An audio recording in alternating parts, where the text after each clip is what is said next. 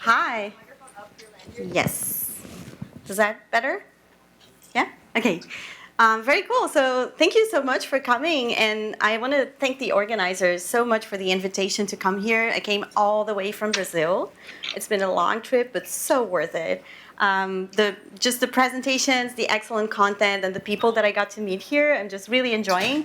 This is my first PyData event, and I'm really, really happy to be here. So thank you so much. So yeah, thank you. I'm here to talk about some of the work that we've been doing at QuantSci, but also in collaboration with a bunch of people in different open source communities. My talk is called Can We Optimize Communities? And I swear it's going to make sense. So I don't usually do bio slides, especially if someone else is introducing me, but I felt like this time I should mention it. I do feel kind of like a newcomer to open source, even though I have been around the communities for a long time. When I joined the university as an undergrad in 1999, I landed at a math department that was like Linux only, and you need to get with the cool kids and only use free software. So that was my first encounter with that kind of stuff.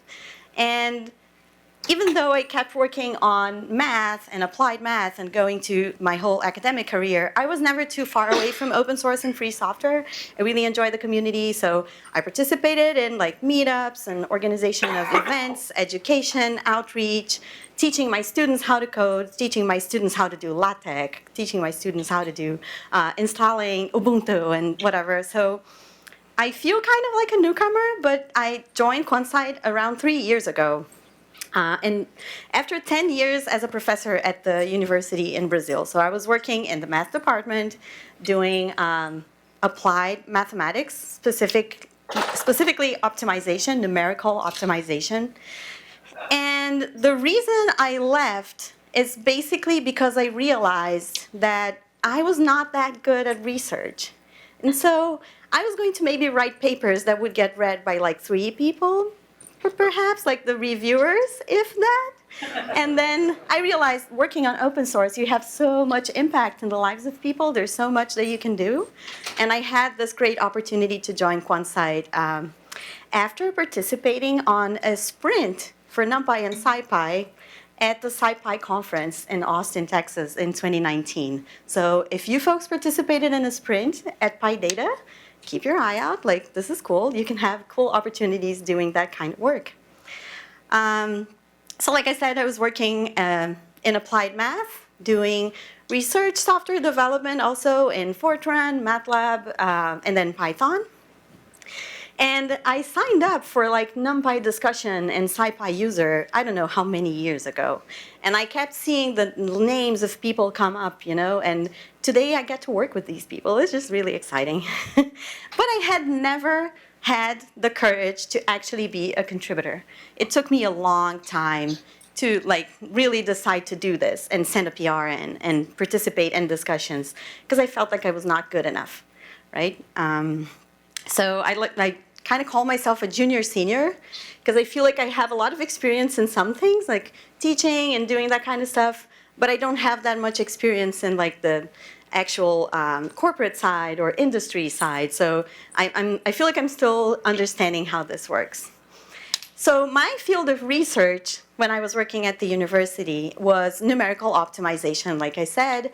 And optimization is defined as the action of making the best or most effective use of a situation or resource, right? So because I wanted to give a shout out to Matplotlib, I made a nice plot. And this is a plot that everyone knows. I think it's very, very ubiquitous. Like there's book covers with this plot and, you know, examples in the documentation.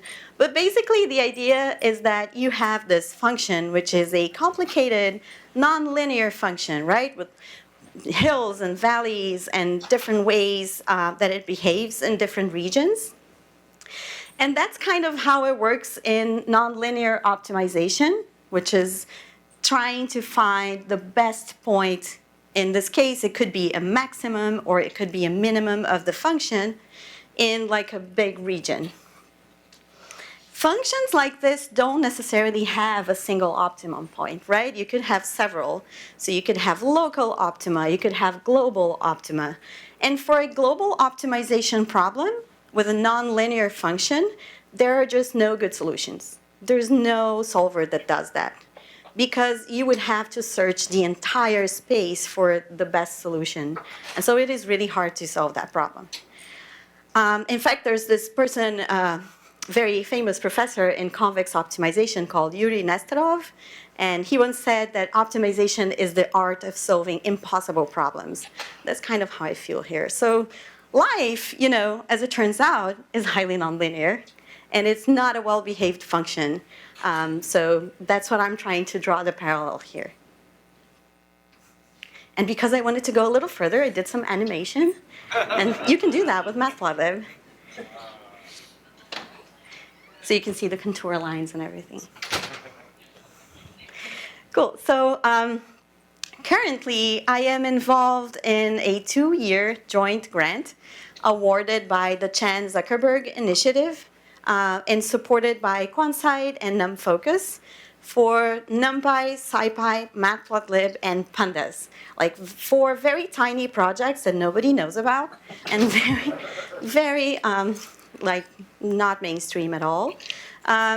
This is a diversity and inclusion supplement grant attached to their essential open source software for science program, where they are funding these fundamental projects and software communities that allow people to do biomedical research, to do all other kinds of like scientific advancements, and it's a really nice program.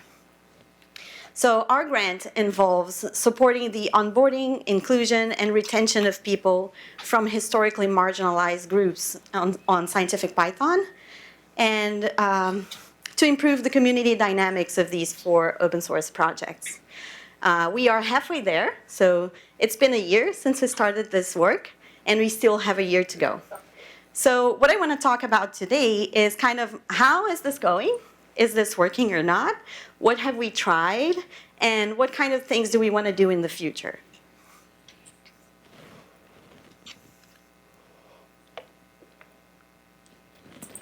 So, to do this work, when we started coming up with this grant, we had to come up with a proposal and explain what we wanted to do. We kind of came up with this idea of a contributor experience lead.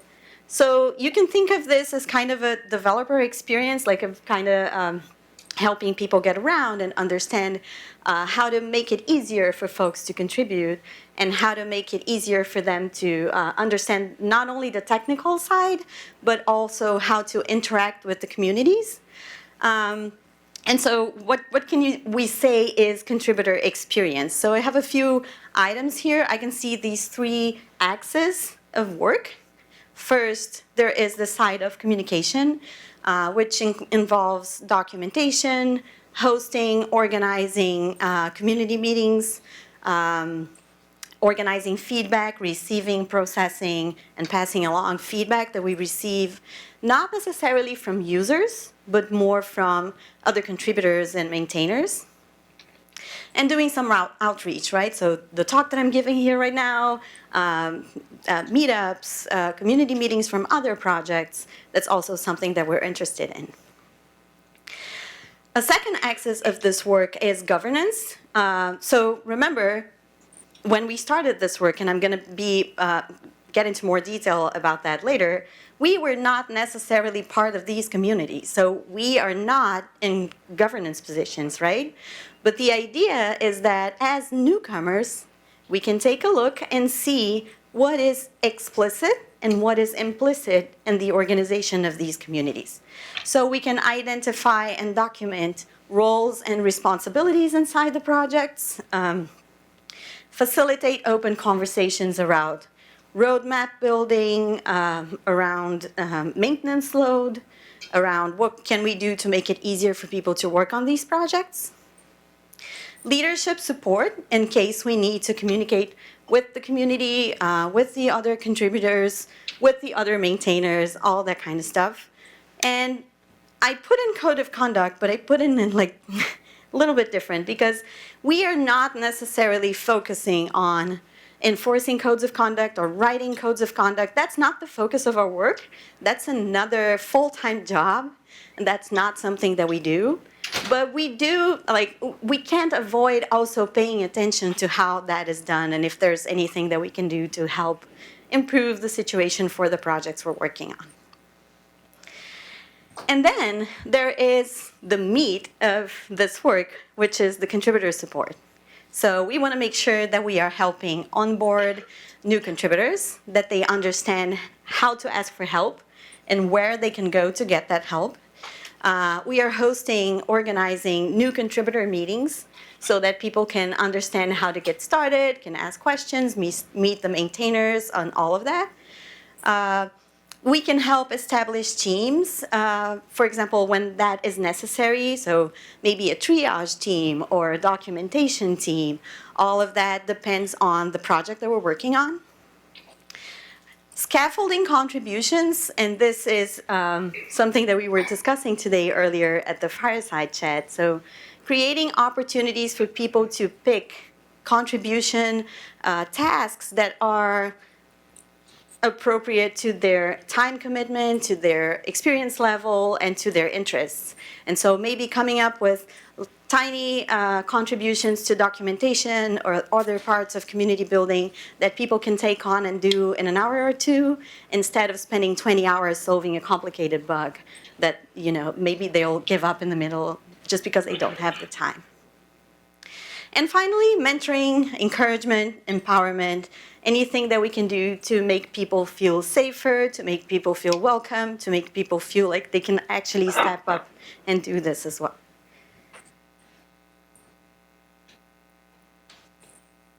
So I told you that these positions that we were thinking of were called Contributor Experience Lead.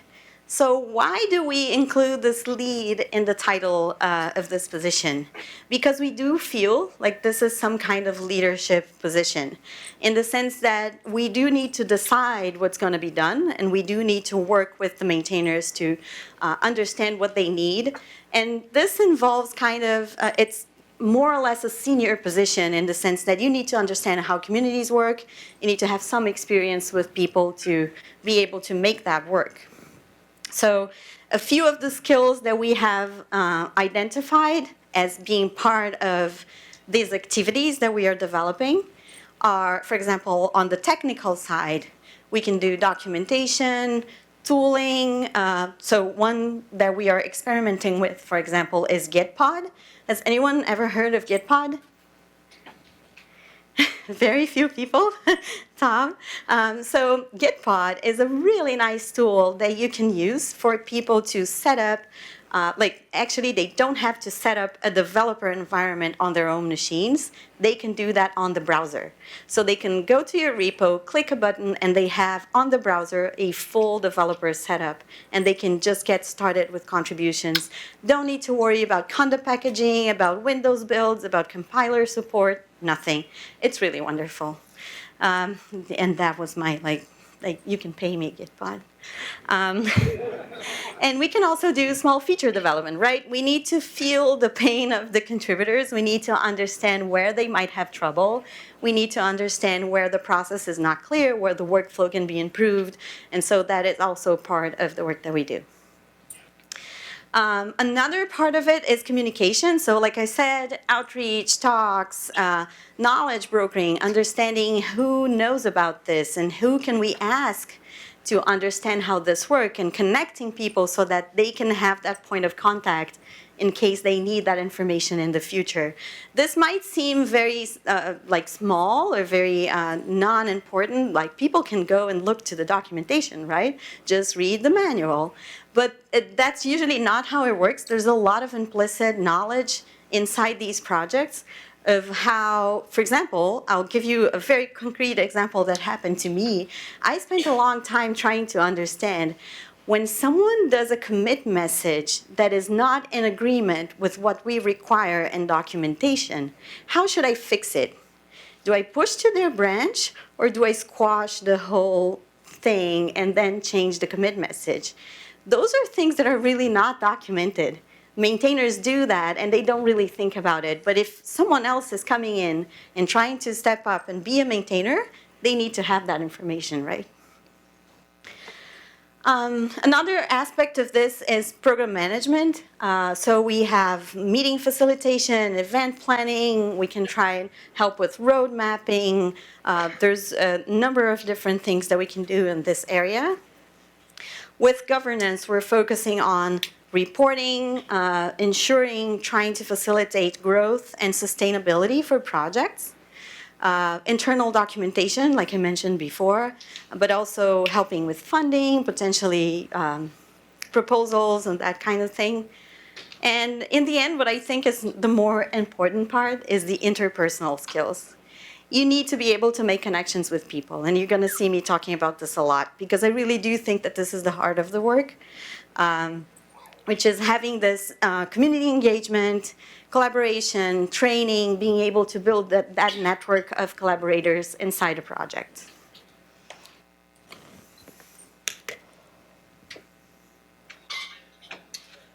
So, the contributor experience team is actually made of 3 people right now. So it is me, Noah Tamir, and Inessa Pawson. Noah is also working at Quantsite, and Inessa is working at Albus Code. And together we are split across these 4 projects. So Inessa is focused on NumPy.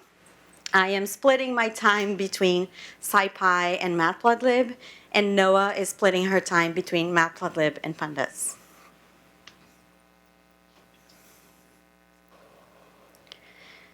So what have we done so far? Like I said, we are a year into the grant, so we have tried a few things. We have experimented with a few things.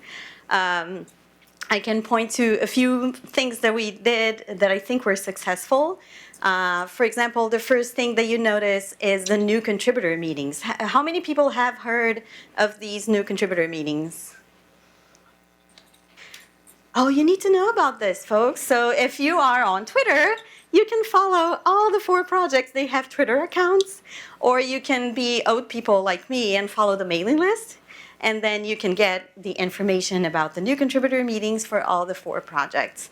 So what are these meetings? So mostly we want people to have an opportunity to connect with other maintainers and to come and say, hey, I would really like to contribute to pandas, but I don't know where to start. Should I look for the good first issue? Should I go for a documentation issue first? How do I ask people how to get started? I tried, but I couldn't get my developer setup working. All of those questions are things that you can come and say at a new contributor meeting. So all the 4 projects now have new contributor meetings, so you're welcome to join any of those.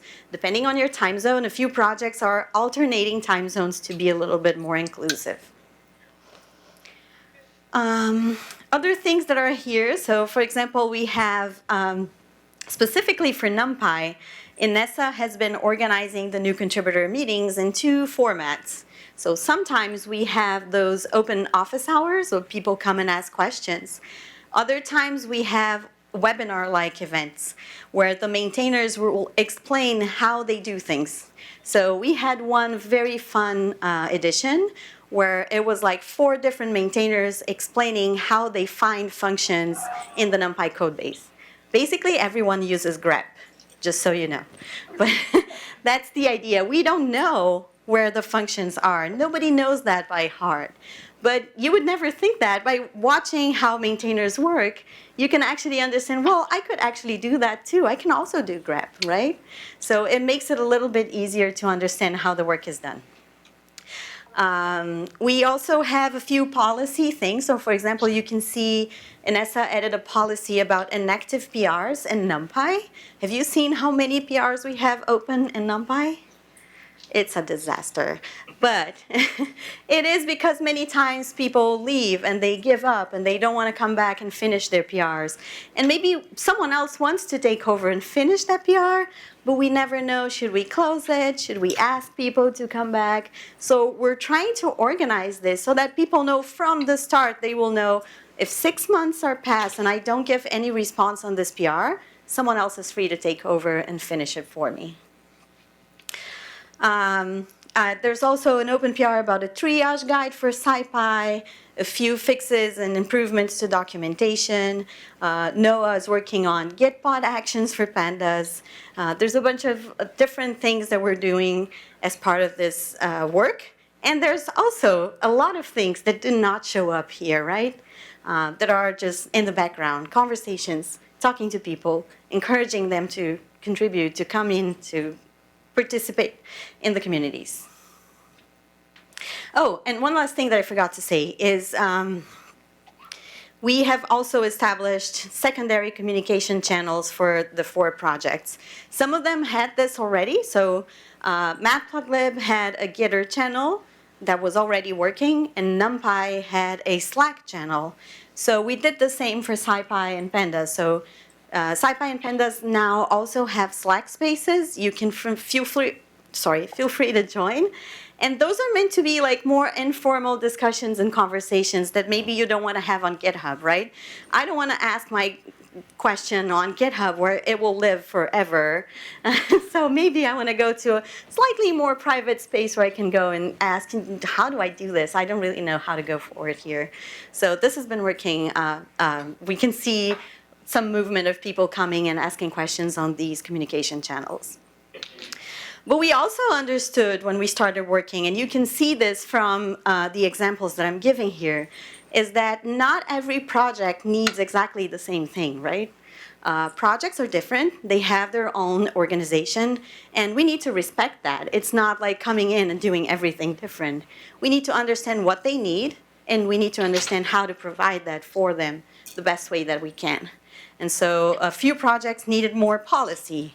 Others needed more tooling. It really depends on how the project has been developing historically. So then, after I explain all this, the first question that comes to people's minds, I think a lot of people will come and say, well, does it work?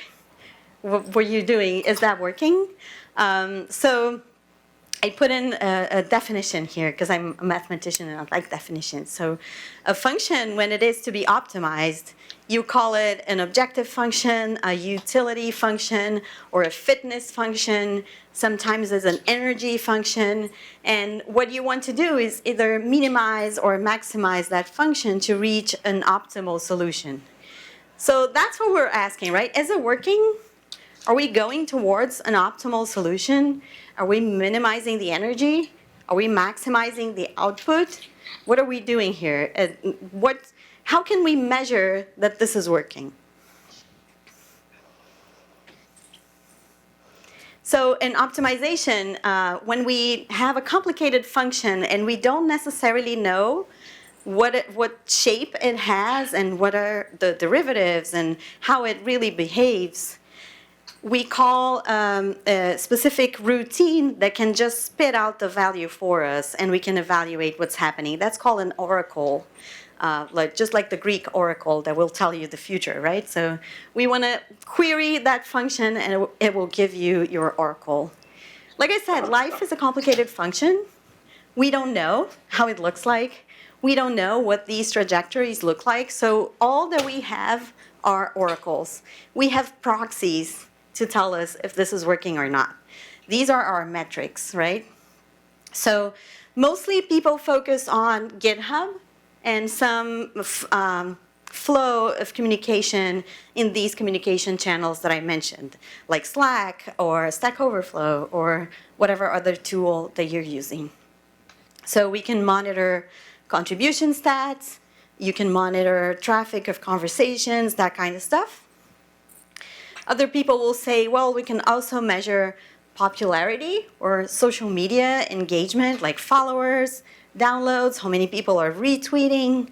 And when I say downloads, it's also like package downloads, like PyPI, Conda, that kind of stuff.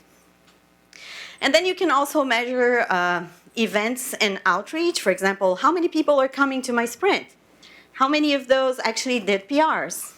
How many people are coming to my newcomer meetings? All of those are metrics that we can use. But would we, as contributor experience leads, be counted in our own metrics? Not necessarily. Like I said, there's a lot of work that we do in the background that does not get counted by any of these metrics. They don't capture the whole thing.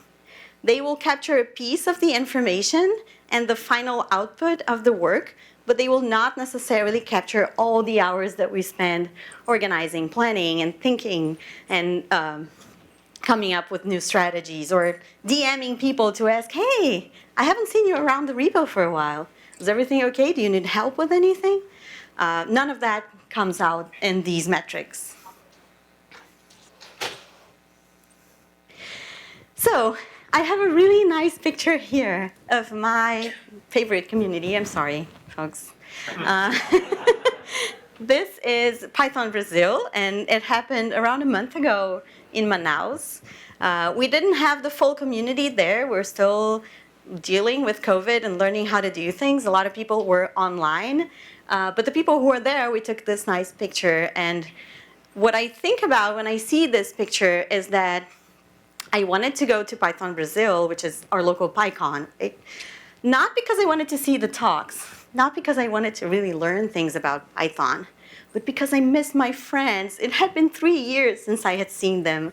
And I bet some of you here are also having the same experience coming back to PyData. So we want to meet people, we want to talk, we want to connect. And communities are made of people. Ultimately, that's what we want to do when we join a community. But then, who are we? So I want to show, I'm complaining about metrics, and then I'm going to show some metrics, but bear with me. So the Linux Foundation had a survey last year about diversity, equity, and inclusion, and it's basically the only data, reliable data that we have around open source. It's not perfect, but it's what we have, right? So, for example, they got that 82% of the people that participate in open source and responded to this survey are men. 72% are from Europe or North America. 89% feel they can have a positive impact on the world. I felt like this was really good. This is really nice. And then 82% feel welcome in open source. That sounds really wonderful, right? But then there's a gotcha. So when we say feel welcome in open source, when you look at the 18% who said they do not feel welcome, they are disproportionately from underrepresented groups. So something is happening that's not being captured in the metrics, right? When we ask the question, when we see the number, we are not seeing the full picture. We are seeing some kind of proxy for that information, but it's not exactly clear what's happening. They also have a lot of other data, and I really encourage you to look at that report if you want to take a look at how our open source communities are organized and the kind of people who participate in them. But the one that I wanted to highlight here is that time is the #1 determinant for participation. And every single question that was about, why don't you participate more? Or what makes you unable to contribute to open source? The answer was time. And it's not time because people don't want to spend their time in open source, but maybe they have 2 jobs. Maybe they have to commute for a long time every day. Maybe they are caregivers for a child or for an elderly family member, and they just don't have the free time to dedicate to open source. Historically, we also know that those people are usually already from underrepresented groups, right? And so this is skewing the whole observation that we have from the open source contributors. So, how can we solve that? I don't know. I don't have the answers. The only thing that I know is that I want to understand what the contributors want. So what do you want when you join a community, when you do volunteer work, right? You're not looking for necessarily some money for your contributions. So what do you want? Usually people will say they want professional development. They want to learn how to collaborate in a large open source project because it is interesting and they can learn a lot of different skills like technical, communication, how to organize their proposal for fixing things and that kind of stuff. Maybe it's personal fulfillment. They want to feel like they did a contribution to NumPy. That is totally legitimate, right? Maybe they want to learn. They want to learn how to do programming better, and they like code reviews. Code reviews are a great way to get feedback on how you program, how you organize your code, and you can learn from that. Maybe they just want to get the green squares on GitHub. That is perfectly fine. I hear a lot from people who say, well, people will only come to my open source project and they just want to get a green square and then put a line on their CV that they contributed to this project and then they're going to leave. That is fine. People have different reasons and different motivations to contribute to open source. And if we can provide that, if we can help them get there, fine, we can do that. Of course, there is the other side. Every interaction, every time that you send a message, every time that you send a PR, you are asking for a maintainer attention, right? So it is a trade-off. It can be exploitative in either side. And so there are things that we can do to mitigate that, but in the end, each person has their own motivation, and I don't know that we can vet that. I don't know that we can say there are right reasons and there are wrong reasons to contribute to open source. And finally, I think that there's people who just want to feel connected. They want to feel like they are a part of a bigger thing, an open source community, a group. And we've seen people, for example, come to the new contributor meetings or to the regular community dev meetings, and they will just stick around and listen for like 5, 6 meetings on a row. And they're not doing any contributions on GitHub, but they like to listen and they like to participate in the conversation. That is also great. It's cool. We're building community. We're making friends. Okay, so last part is, can we improve? So are there things that we can do to improve how we organize our communities? If the things that we are doing, we don't know if they're working or not. We can only have observational data. We can only see the people who are coming to our projects. Is there anything that we can actually do to improve the situation of diversity, of inclusion in these open source projects? Is there anything we can do to improve sustainability and make sure that people come and become maintainers over time? Of course, most of the people will say, well, money, right? We need to pay the maintainers. And I think that's right. I think we do need to pay the maintainers. But I don't think it's only about money. Why is it not only about money? So usually, when you get money for an open source project, the first instinct, and perhaps that is right, if you're having like limited funds and that's the only money that you have, you want to support the existing maintainers, right? They're already doing the work, they're already involved, and they deserve to get recognition and to get a financial compensation for their work. However, over time, what happens is that only the people who are doing code are getting paid. And so this will repeat the same cycle of only the people who are doing code want to join your project because they know that this is the only way to get paid. Over time, this creates this cycle of no one is doing documentation, no one is doing community building, no one is doing design, no one is doing web development. And all of these things end up as side thoughts, something that come later. Maybe we'll have the time to do that, but not real focus work that you can do. So this is a lot about what kind of work do we value on open source projects, and that's the thing that we wanted to challenge a little bit about our work. How can we make sure that people have different paths to contribution? So you can see this is a print from the NumPy documentation. It says, I'm not going to read everything, but it says, not a coder, not a problem. NumPy is multifaceted, and we can use a lot of help.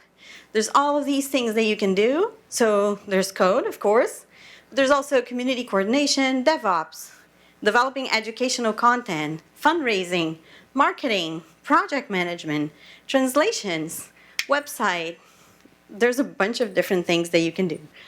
And this is true. This is a big open source project like this needs all of these skills, and we would like to see more people coming with these skills to our open source projects. They won't, because it's hard to get credit for these kinds of contributions. If you're doing design, I just learned that GitHub is previewing this feature where you can see diffs of images when you do PRs. Have you seen this? It's just been announced a few hours ago, I think. So you can actually see the diffs between images, and so that will help designers contribute to open source projects on GitHub. Usually what you do is that they have their Figma file or something like that. They'll do all the changes there. In the end, there's a blob that goes into the documentation. You don't see all the time that they spent doing design. So there are tools that try to help this. There's the all contributors tool, for example, that allows you to tag a person and say they are hosting community meetings or they are doing design.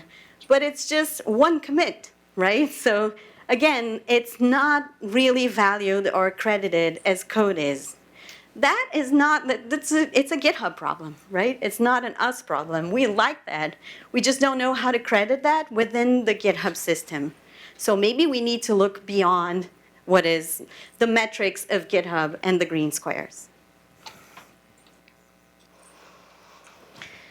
So, like I said before, in general, optimization problems are unsolvable, which means that you can ask yourself, so what is the answer? What do we need to do? Like I said, I don't know. We are trying, and when we are trying, I like to think that goes into the sense of bounded rationality. So I came across this concept, and I feel like it's very interesting. This describes the way that humans make decisions that are not perfectly rational, in the sense that they are not the best choices, but they are satisfactory. Maybe that's what we need to do. We don't know how to optimize this. We don't know how to find the best solution, but we can do something.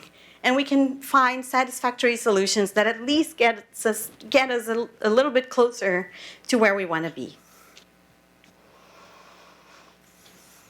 So finally, I want to mention a little bit about leadership. So, of course, we are not doing this work alone. There's a bunch of people in the projects that are supporting us and helping us, and we are super grateful for that. And this is a really cool print that I got from Matt Haberland from SciPy. So I don't know if you can see what he's writing there, but he says, I accidentally pushed to main, and I think I broke everything. So this is a revert.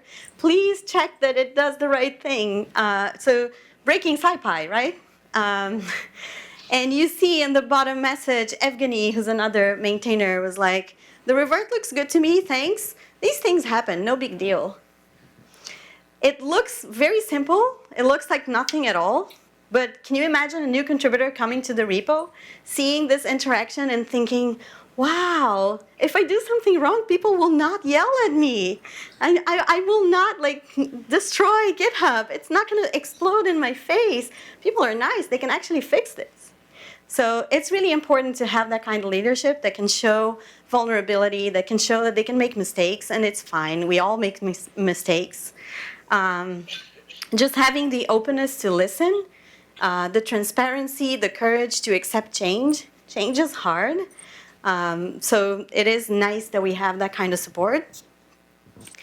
It is really good leadership knowing when to explicitly give others the chance to step up.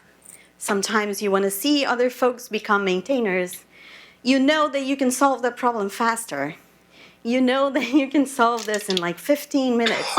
But what you can do is say, hey, why don't you try it? Maybe you can get this fixed, and then you can experiment how it is. It is nice also that we are trying to plan for sustainability. So the idea of building leadership up in these projects and finding people who can actually become maintainers, become leaders over time, is something that really concerns all of us, really, because everyone's kind of depending on these projects, and we should be worried about the project's sustainability. We should be worried about people not stepping up and becoming maintainers. Finally, I think also good leadership is realizing not everyone is like you. People who will join these projects, they will be different, and they will want different things.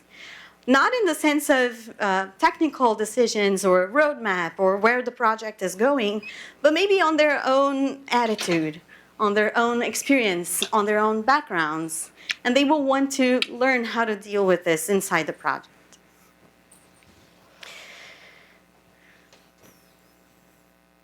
So it's been really great to collaborate with these leaders. So I just want to give a shout out and thanks to everyone. So these people are listed on our grant proposal, so which is why they are on the slide, which doesn't mean that there's not other people that we would like to thank.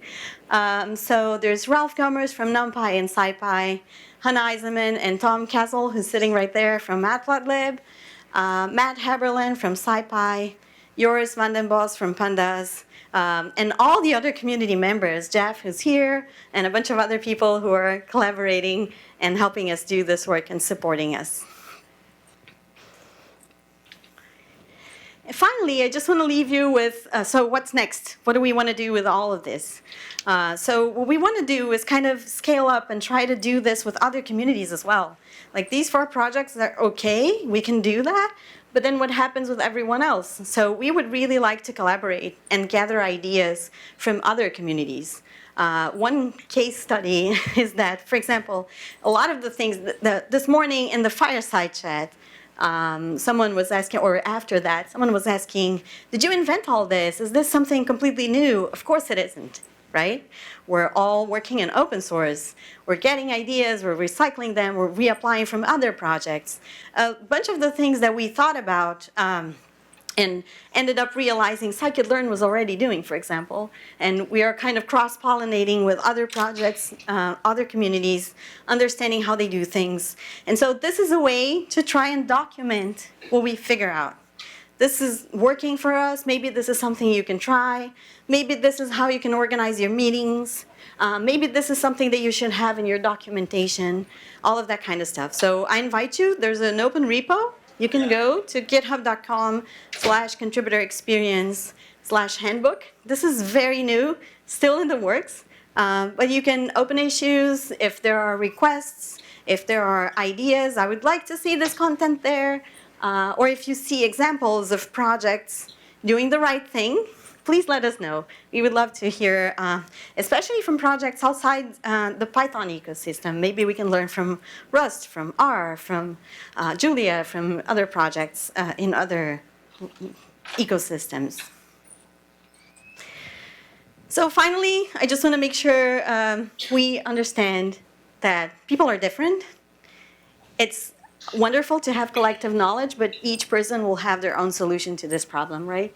So we want to figure out and meet people where they are and meet projects where they are. So we want to make sure that we understand their particularities, that we understand their history, that we understand how we can best support them while still going towards a shared understanding of improvement.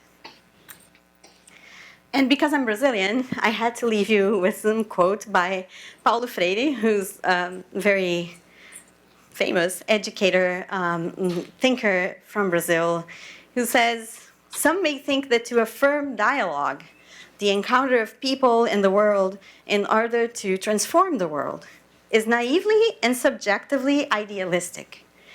There is nothing, however, more real or concrete than people in the world and with the world, than humans with other humans.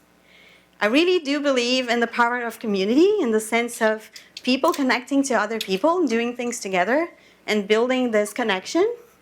And I think this quote captures it well. That's all I had to say. Thank you.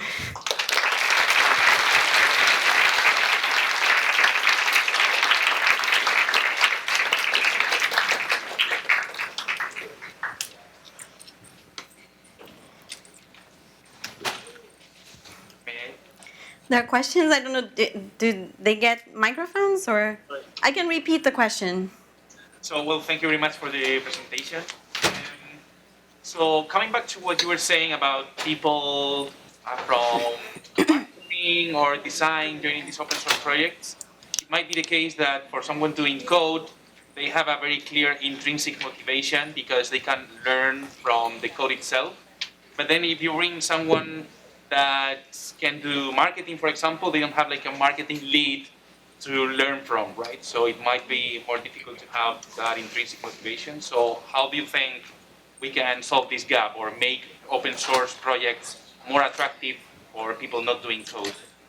I think there's two things that we can think there. So the question is, if people are not working in code, maybe they're working in marketing, how do they learn inside an open source project if there's no one else doing marketing there?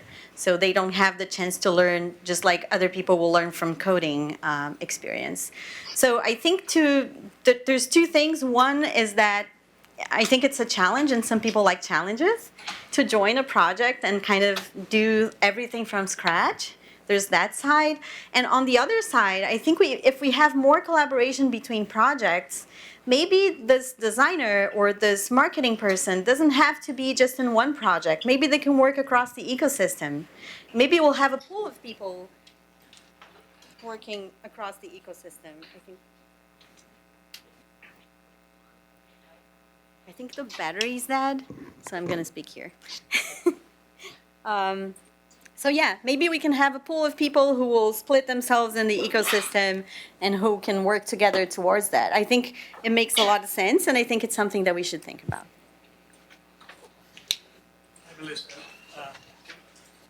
Hi, Melissa. Thanks for the inspirational talk. A good way to end the PyData Day today. Can you go back to that last slide where somebody messed up? In a nice way. Now, that's really a good example of promoting what I would call the umbrella of psychological safety, where people do feel comfortable about making mistakes without being reprimanded or feel stupid. But how pervasive is this in the open source community? Now, I'm not going to name any names because I've been a contributor for the longest time. There are some very snarky people who look at the review and say some very nasty things to you. And how do we actually change that culture? Now, I don't know how isolated this particular case is, but kudos to this particular person who say, hey, I do that all the time, so don't worry about it. But where do you think the problem is? Is it the cultural thing, or is it just because the fact that the open source community is based on the premise of meritocracy, and if you're going to be contributing the code, you better be on the top of your cream? I think you already answered the question partially, but I think there's also a component of, hey, this is not nice. Let's do something different. Do you mind if next time I respond to this person instead of you? Maybe another maintainer will step in and say, hey, this is not how we talk to people here. I think this active intervention and active intention of how you talk to people, how you communicate, and how you can do that is one good way to do that. I also think that we have, unfortunately, a lot of burned out maintainers. And some of their snarkiness and some of that curtness when they talk to people online comes from being burned out. And so I think improving sustainability and bringing more people to be maintainers and sharing the load is also a good way to try and not make people feel like they have to respond, and then in that moment, they will say something not so nice because they are pressed for time, because they have too much to do. I do think that happens. For the extreme cases, I think we have codes of conduct. Unfortunately, that's how it goes. So I don't know. I think this is a long, I think this, it's not going to be tomorrow. It's not going to be next year. 2 years of grant is not going to solve every problem. We're in it for the long run, I think. You mentioned 3 of the projects using Slack and 1 using Gitter. I'm curious, is that just sort of the way they were when you came in? Is there any thought about consolidating to some sort of unified thing across NumFocus? So you know how people like to each one have their own, well, I want to use Zulip, but I want to use Slack, but I want to use Discord, but I want to use a mailing list. And so we had a vote, and people voted on Slack. So that's more or less how it happened. I don't think there's a perfect tool. I think this is satisfactory. It's maybe not perfect, but it's what we can do now. In the future, if we feel like we want to change, we'll do that. So we had Slack change their terms of service. we briefly thought about changing to another platform, and then they were like, no, but open source projects, that's fine. Maybe we can work with it. So it really, not that much thought into it. It's whatever we can do now. So, but yeah, it was mostly a vote. Hi, Melissa. Thank you for all your work, what you do. We already seen amazing results after all this effort that has been put. But I was wondering if, like, in this year or so, like, have we learned of things that we should not be doing? And if so, are we documenting them somewhere? I think we have. I think we are documenting them internally, but I think there's also a responsibility to the people that we're working with. We don't want to expose people, and we don't want to, shame people. That's not what this work is about. So I feel like we'll still need to work on that and how to document and properly report on that. I don't think there's been anything major, but in the sense of the work that we're doing. But I think maybe a few of the things that I can personally say from my own work, I feel like I need to do more structured understanding of what people expect when they are onboarded. Having, like, we learned from the sprints, for example, in the beginning, we had sprints more like people come and they take like good first issues and they start working. They look at the documentation and they start working. Over time, we understood that it was much easier if we had this document prepared beforehand with, like, here's where you go to learn how to build things. Here's where you go to learn how to write your commit message. So we had, like, very structured instructions for people to work on the sprint. So there are a few things that we are still adjusting. So yeah, I think this is, we want to do this, like, document all of what's going right and what's going wrong, but it's just like we need to be, mindful and respectful of that.